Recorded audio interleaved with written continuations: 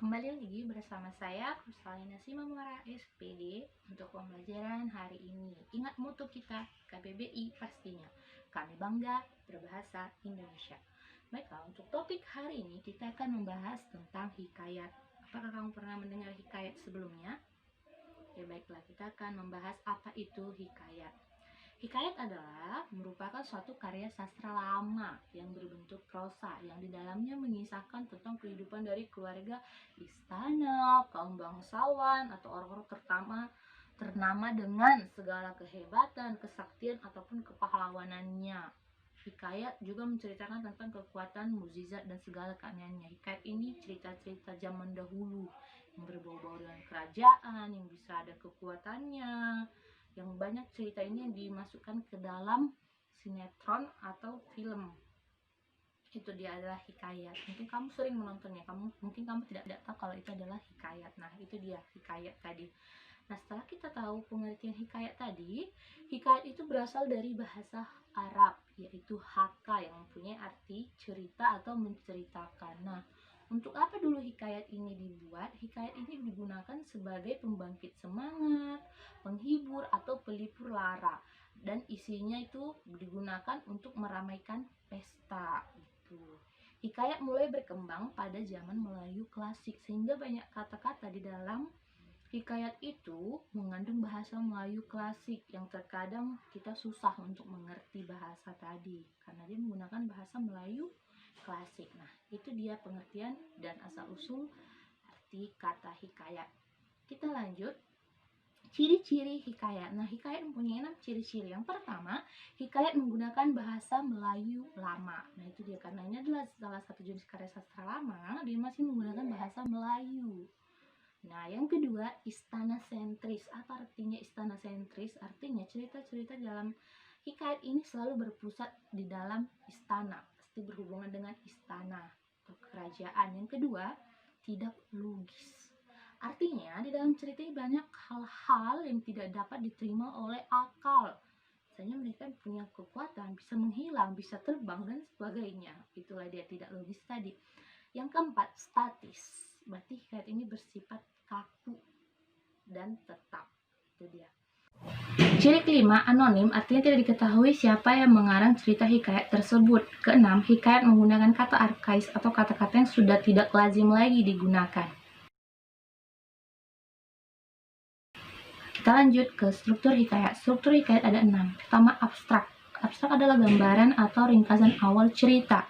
Yang kedua, orientasi, bagian awal teks yang berisi tentang pengenalan tokoh. Yang ketiga, komplikasi. Di sini masalah mulai muncul. Ini struktur ketiga, masalah mulai muncul. Nah, untuk struktur yang keempat, evaluasi, masalahnya mulai memuncak. Masalah yang muncul tadi sudah mulai di titik puncak, sudah memuncak dia. Nah, untuk struktur yang kelima, resolusi, di sini sudah mulai ada solusi, mulai ada penyelesaian masalah, sehingga konfliknya mulai menurun. Nah, struktur yang terakhir adalah koda. Di sini adalah penyampaian pesan yang ingin disampaikan oleh penulis. Nah, sekarang kita lanjut ke unsur yang membangun hikayat. Unsur-unsur hikayat ada 2, intrinsik dan ekstrinsik. Kita bahas satu persatu. Unsur intrinsik adalah semua unsur dari dalam hikayat itu yang membangun hikayat itu sendiri. Ada 7 unsurnya, itu tema, alur, latar, tokoh dan penokohan, sudut pandang, gaya bahasa, dan amanat. Nah, untuk tema adalah ide dasar atau gagasan utama yang ingin disampaikan di dalam hikayat itu. Nah, alur, jalan cerita yang berupa rangkaian-rangkaian peristiwanya. Latar, gambar tentang peristiwa yang terjadi dalam hikayat tersebut yang berhubungan dengan waktu, tempat, dan suasana, yaitu ada 3 latar, waktu, tempat, dan suasana.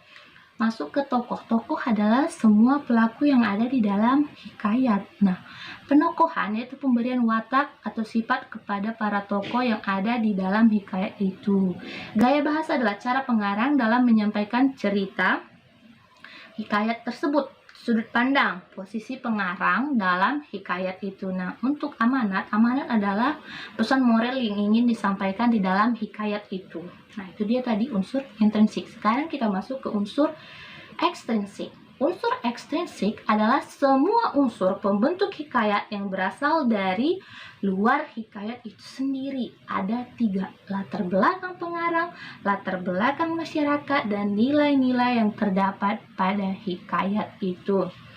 Nah, latar belakang pengarang yaitu semua hal yang terkait dengan pemahaman dan motivasi pengarang dalam membuat karyanya. Misalnya biografi, kondisi psikologis, aliran sastra.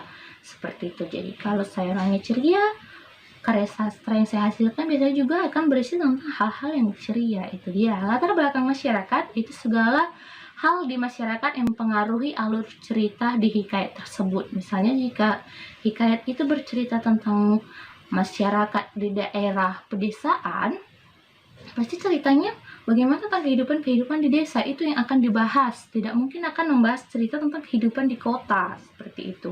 Nah, yang terakhir adalah nilai yang terdapat pada hikayat. Itu nilai-nilai yang tergantung pada hikayat itu ada banyak. Contohnya nilai budaya, moral, sosial, dan agama. Itu dia.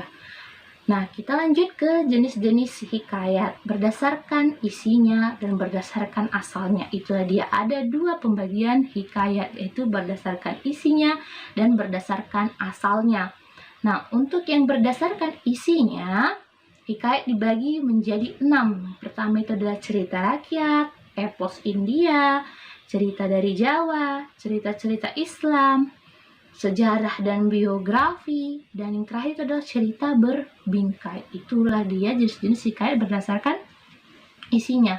Lanjut ke jenis-jenis hikayat berdasarkan asalnya. Nah, berdasarkan asalnya hikayat dibagi menjadi 4. Yang pertama, Melayu asli, contohnya hikayat Hang Tuah. Ini bercampur unsur-unsur Islam. Hikayat Si Miskin, hikayat Indra Bangsawan, hikayat Malim Demam.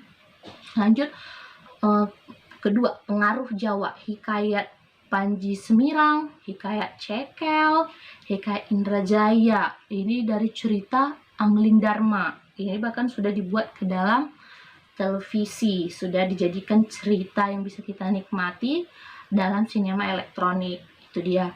Nah, lanjut ke hikayat berdasarkan pengaruh India. Contohnya hikayat Sri Rama dari cerita Ramayana. Ini juga sudah banyak difilmkan.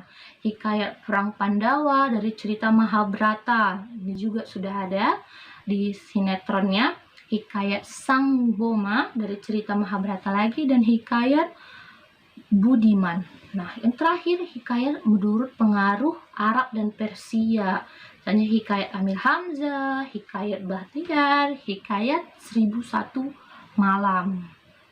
Nah, itu dia jenis-jenis hikayat berdasarkan asalnya. Sekarang kita masuk ke ciri atau kaidah kebahasaan teks hikayat. Yang pertama, hikayat banyak menggunakan konjungsi. Konjungsi yang sering digunakan itu konjungsi maka. Yang kedua, banyak menggunakan kata-kata arkais atau kata-kata yang digunakan di zaman dahulu. Contohnya, saya akan beroleh, hidup, titah.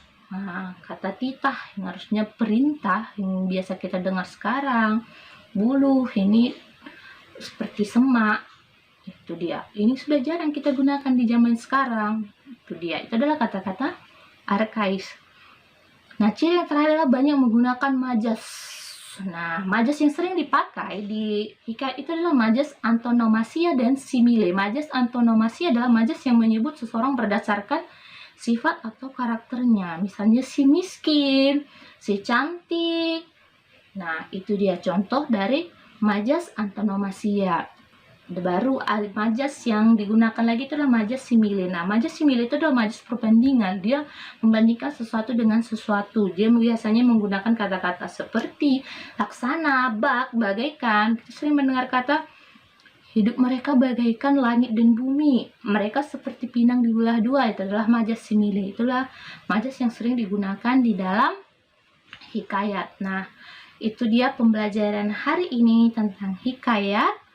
Sampai bertemu di pertemuan selanjutnya. Terima kasih.